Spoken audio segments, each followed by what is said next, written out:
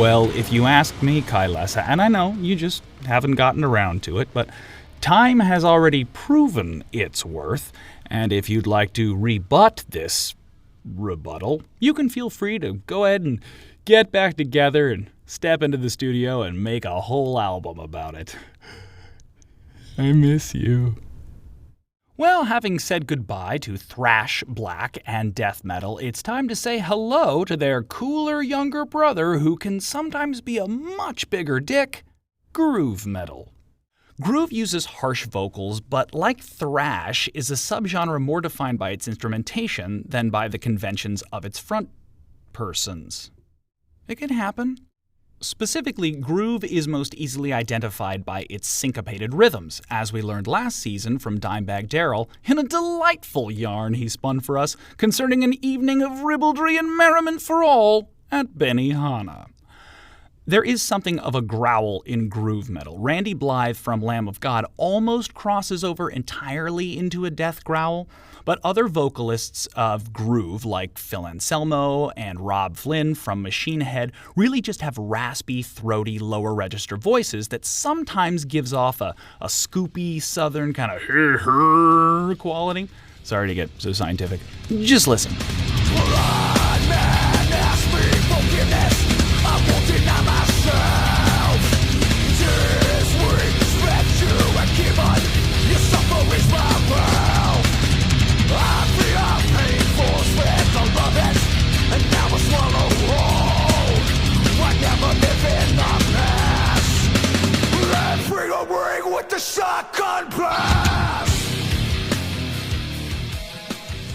So that's Machine Head off of the album Burn My Eyes.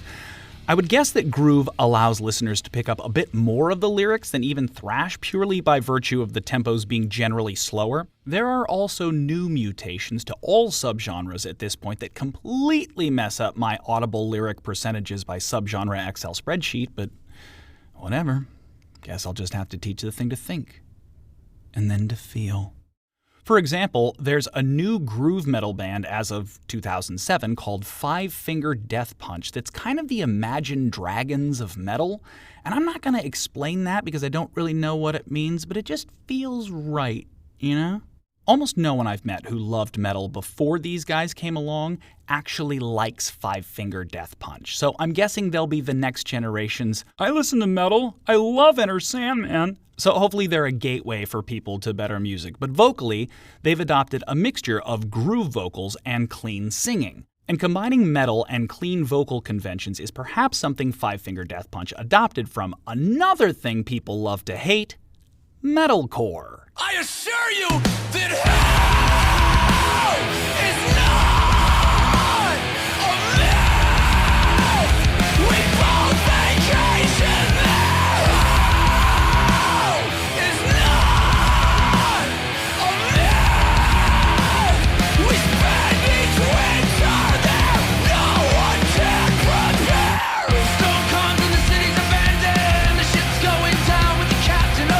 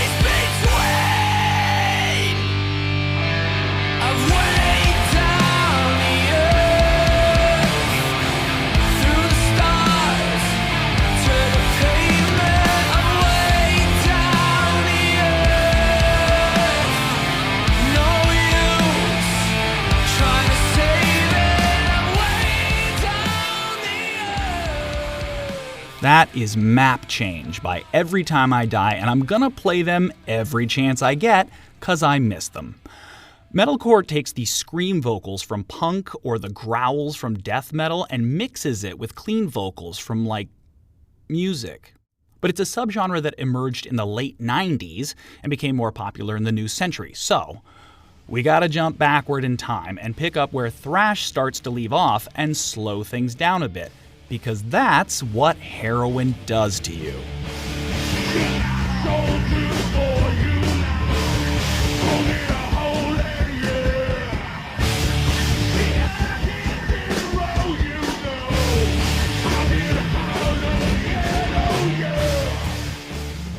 No, that's not Rob Zombie. That's the guy Rob Zombie is trying to sound like, the other Osborne, King Buzzo of Melvin's infamy. Parenthetical the, end parenthetical Melvins, kicked off sludge in the early 90s, left it, came back, left again, and it kind of been dipping in and out ever since, which really makes him the perfect father figure for sludge metal, a subgenre that, much like Carmine Laguzio wearing a Carl Havoc suit at the Fairfield Mall, doesn't even want to be around anymore. Hey, you know, it is a lot of work to get there, but we made it together. Sludge metal, as those of you who know the pod well or follow me off the social media cliff known as Twitter, X, know that I love sludge metal. You may also know that I'm a contributor to the Musopedia of Metal site and sometimes cannibalize album reviews for the pod and vice versa. And I want to be open about it anytime I decide to cannibalize something. To cannibalize something. Anyway, here's a little bit I wrote about our current subgenre because it's easier than saying something new. Sludge was born in the Pacific Northwest by bands like parenthetical the, end parenthetical Melvins, see? Cannibalism. And Blood Circus, but mutated into the subgenre we recognize today in the heavy metal laboratory of 90s New Orleans. Leading the way were sludge pioneers Crowbar, who sounded like a bunch of your uncles got together to write music about how work sucks, and then it turned out that they were shockingly great at it.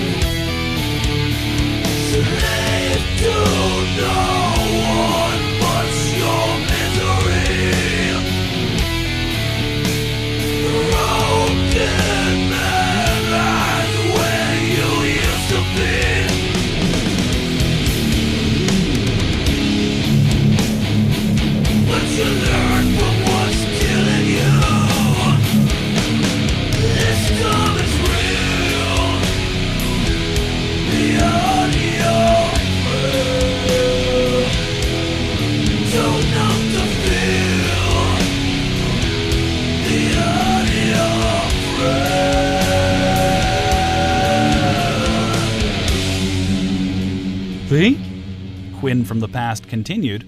The emergence of their NOLA sister bands like Acid Bath, Soylent Green, and I Hate God posited sludge as a metal movement seemingly devoted to abject nihilism. It was a filthy, brutal, self-destructive, and regular destructive mirror held up to nature. Before someone smashes it into your face, then uses the broken shards to carve Void Slut on their torso and pass out in the corner of an abandoned housing project. Sludge is a subgenre that by all outward appearances wishes it didn't have to exist. Less a creative impulse and more the cancerous inevitability of a world that is truly and deeply fucked. But enough about me. That was from a review of an album by Iron Buddha that is perfect and you should listen to. It's called Raise/Repose. The technique of a sludge metal vocalist can, I think, be best described in the immortal words of Randall, narrator of the 2011 viral video The Crazy Nasty Ass Honey Badger. They just don't give a shit. I have no idea how these men and women can produce this sound over the duration of a single song, let alone an entire album, or inconceivably, a lengthy career. Like that of Mike 9 Williams, a significant improvement over the previous 8 models, by the way, who has been recording and touring for 35 years while sounding like this.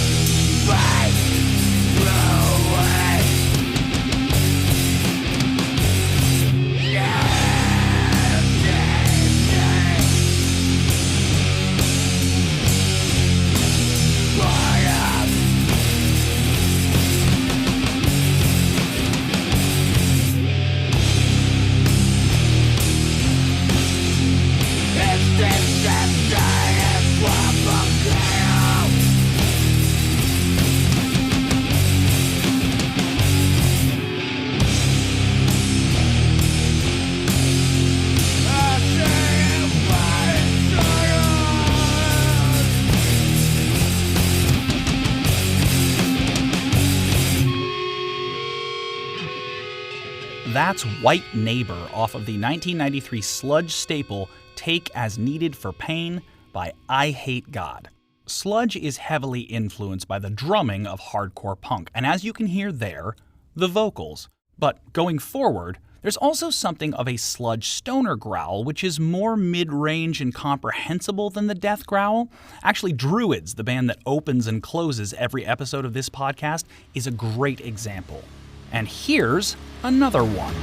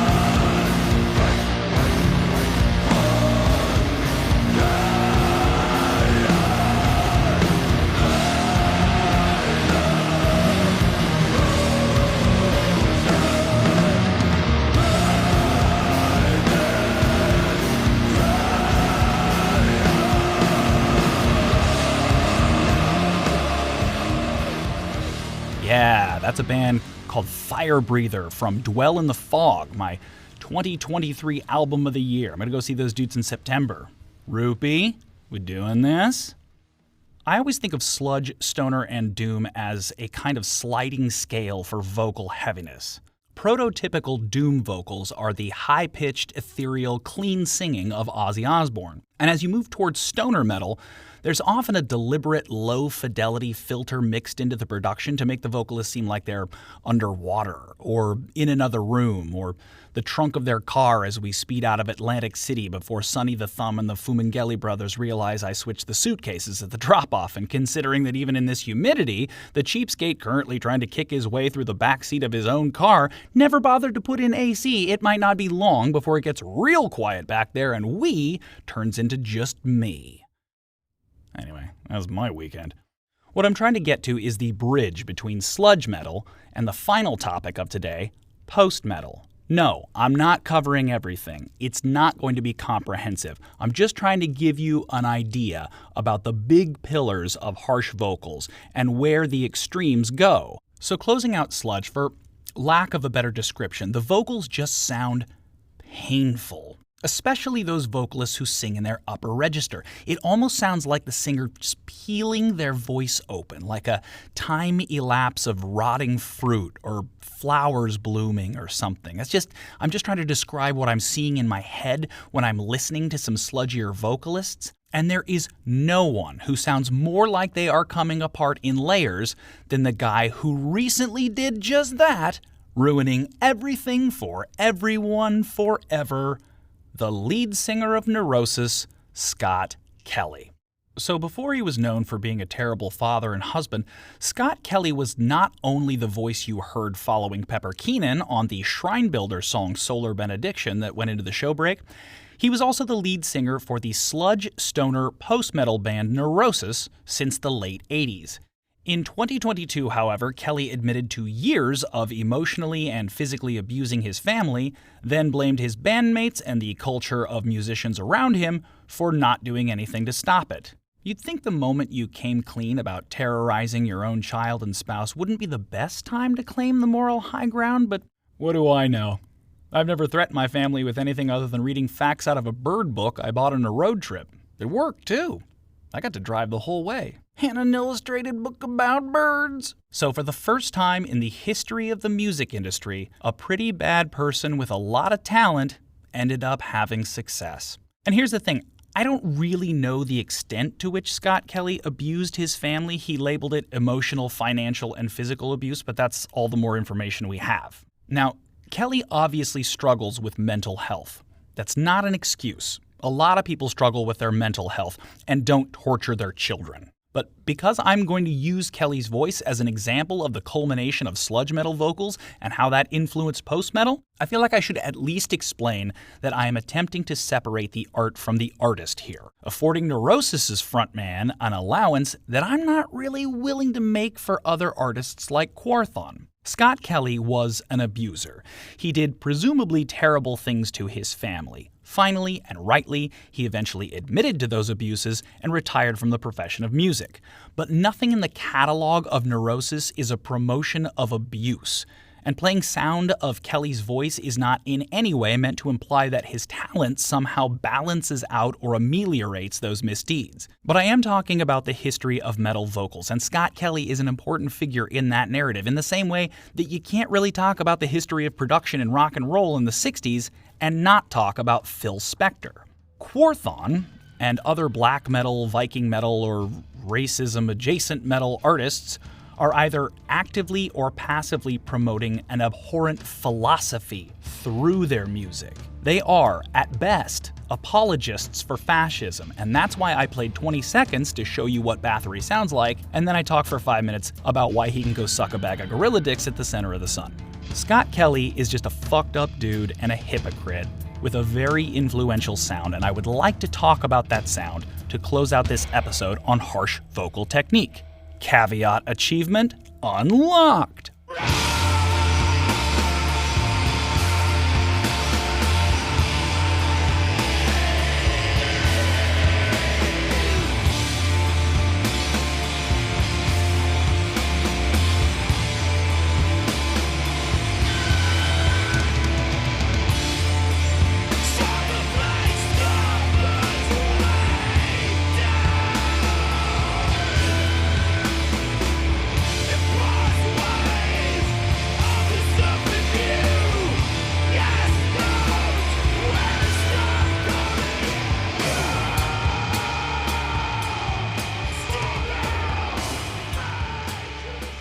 That's Locust Star off of Neurosis's 5th album, Through Silver in Blood in 1996. On their earlier albums, Scott Kelly sounds very sludgy. He has that upper register, peeling shout, but as his voice ages and the production improves, Kelly's pitch begins to drop, and that raspy quality starts to take on an almost otherworldly, wraith-like quality, which is where I think you start to hear the incipient sound of post-metal. Chronologically, post-metal pioneers ISIS had already been making the Binu Ninus since the year 2000 and were working toward the vocal conventions of that subgenre's final form, as you can hear from their 2002 album Oceanic, about a man who overcomes deep dissociative issues to find love, only to realize that the woman of his affection has been simultaneously having an incestuous affair with her own brother, causing the man to retreat into himself once again, ultimately taking his own life and drowning himself in the ocean. Oceanic was both a critical and conceptual triumph for the band and served as a cautionary tale about the pitfalls of ChristianMingle.com. That's what the mingle part means. And here's the opening track to Oceanic, the beginning and the end.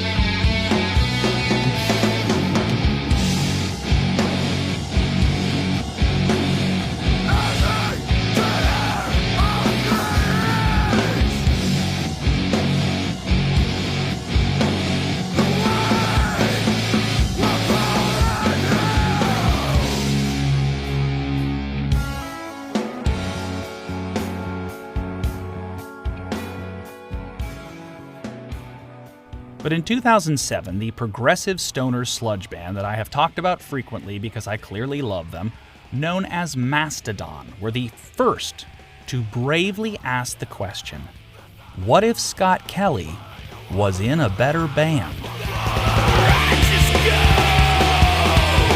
is blazing fury.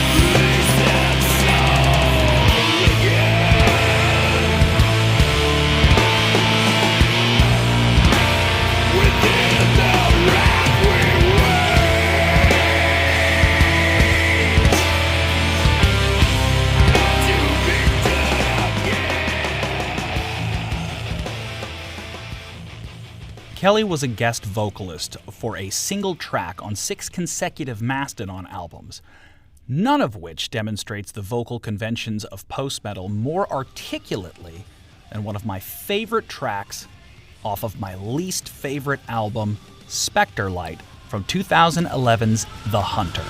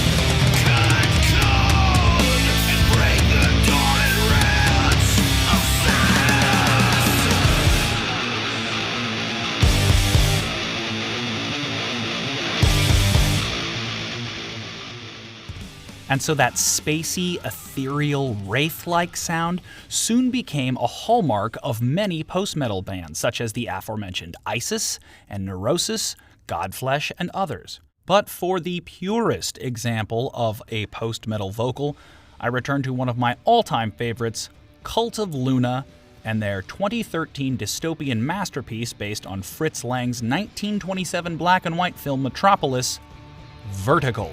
The song is Vicarious Redemption.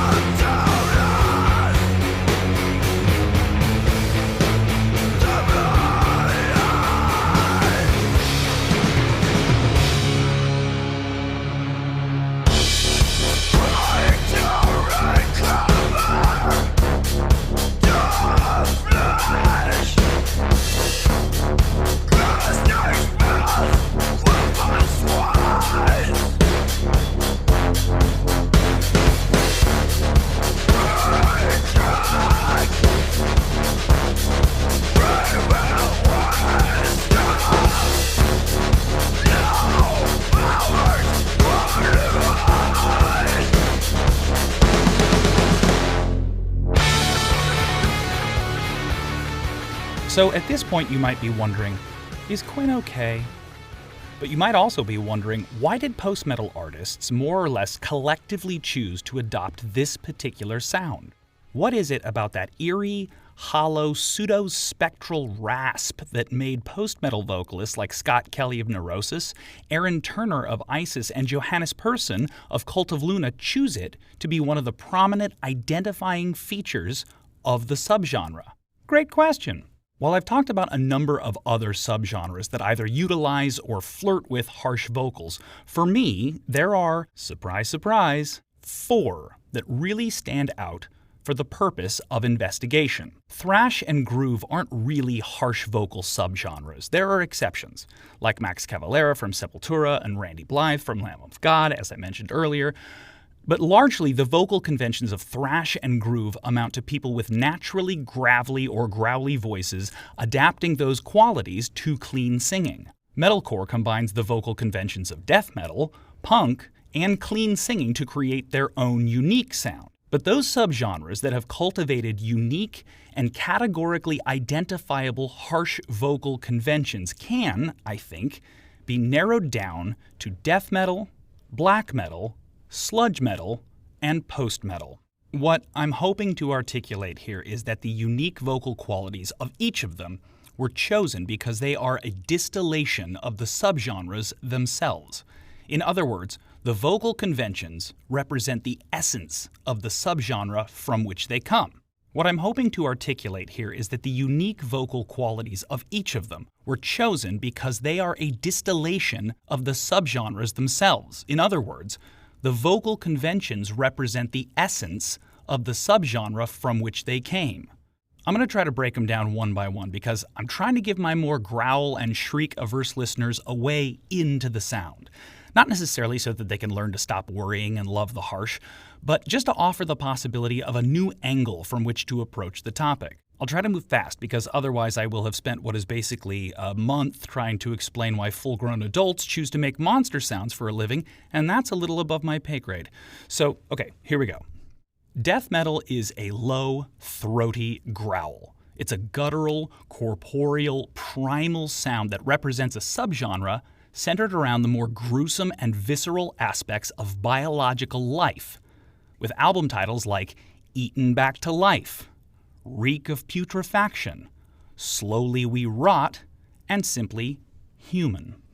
Black metal is a high-pitched keening, an unnatural shriek intended to sound malevolent, insidious, and essentially horrifying. It's a sound that represents a subgenre exploring the supernatural terror hidden in the natural world, as well as anti-Christian and neo-pagan systems of belief, with album titles like Under a Funeral Moon, The Gathering Wilderness, Sons of Northern Darkness, and Heaven Shall Burn. Sludge metal, as described earlier, is the sound of entropy. Oh, good, Quinn. Now you have to describe entropy. Why don't you just try to explain alchemy while you're at it? Wait, I already tried that. Oh well, try, fail, try again, fail better. Nerds defined entropy as the unavailability of a system's thermal energy for conversion into mechanical work. But for those of us who have touched a boob, it simply means that order inevitably declines into chaos, or even simpler, things fall apart. Ice melts. Fire dies. Over time, load will eventually become reload. Every day, millions of drinking glasses fall to the floor and shatter into pieces. But never once have random shards of glass suddenly gathered themselves into a cup-like shape and leapt onto your countertop, let alone filled themselves with beer. Yet. Peeling, deteriorating vocals represent a subgenre that embraces the inevitable decline of all things, with album titles like When the Kite String Pops, Inevitable Collapse in the Presence of Conviction, Dope Sick, and No Absolutes in Human Suffering.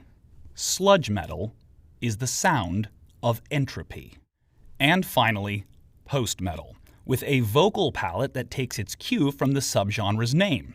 It's as incorporeal as death is corporeal, as vacuous and posthumous or posthumous as the site of a residual haunting, with album titles like In the Absence of Truth, Somewhere Along the Highway, Lost Empyrean, and Souls at Zero. So, as I hope I've demonstrated here, the vocal conventions of these subgenres are not random. They are a deliberate, if condensed, vehicle for the larger philosophical and aesthetic characteristics of their subgenre as a whole. Unlike the vocals of more popular genres, rarely do the vocal conventions of these subgenres run counter to the emotional intentions of the music. You know the song Pumped Up Kicks by Foster the People? How it has this really poppy, happy sound. All the young kids,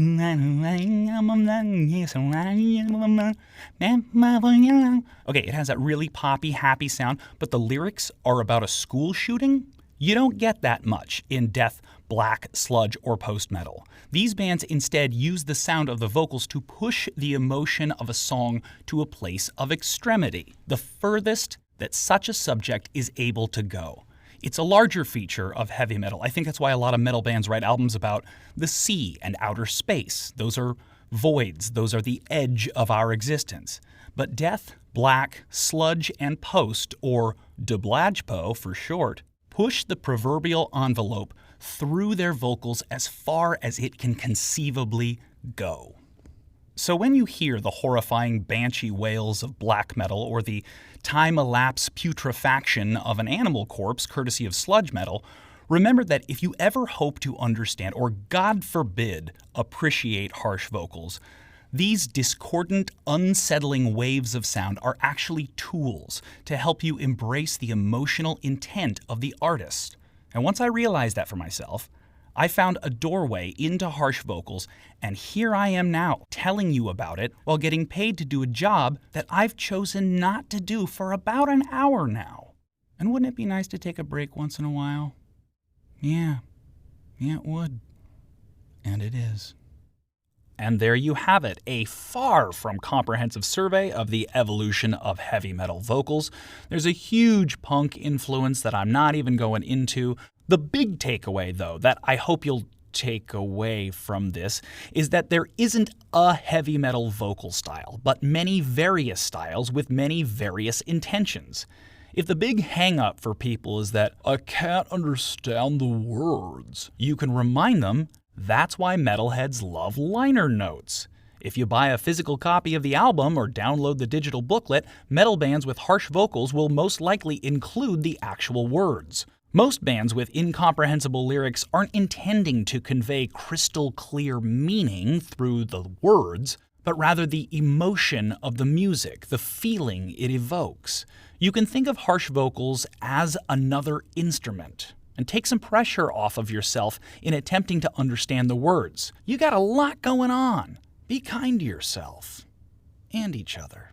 The other big point that I want to make is that harsh vocals weren't invented by heavy metal bands. They were adopted. I started talking about harsh vocals in the 1920s, but those vocal techniques have been around for much, much longer than even Western culture. The first historical reference to Tuvan throat singing, what we call Tibetan throat singing, appeared in 206 to 220 BCE during the Han Dynasty. That's the dynasty that made the Kessel Run in less than 12 parsecs. And it was in reference to northern barbarians who worshipped wolves and sang with a scary roaring sound when they attacked to terrify their enemies. And today, we just call that a monomarth. And just to point out that this has been with us forever, take a listen to this example of some Tibetan throat singing, and then you can do your own compare-contrast and see how closely that lines up with the modern metal heavy growl.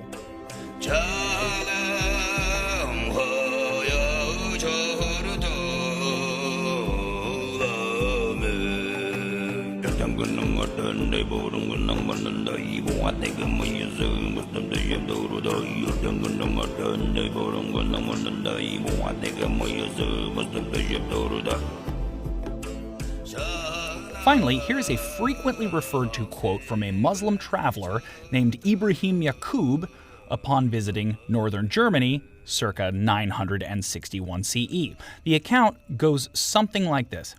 Never before have I heard uglier songs than those of the Vikings of Schleswig. The growling sound coming from their throats reminds me of dogs howling, only more untamed. Okay, but did they have a good merch page at least? As you can see, hating harsh vocals is a generations-old affair. You're not alone, Aunt Debbie. So if the sound of growls or screams or retching blood doesn't do it for you, cool. But it's not because the sound is an imposition of avant-garde weirdness from the 20th century that was never what God intended for the human voice. Lemmy is God, and we all just do what he says. Maybe you should too. And that is our epic first episode of Season 2 on heavy metal vocals. Thank you all so much. On the next, and volume for all, we are going to take a multi-part deep dive into the life and works of one of heavy metal's great luminaries. Which luminary would that be, you ask? There's only one way to find out. Fuck around and look out! On the next, and volume for all.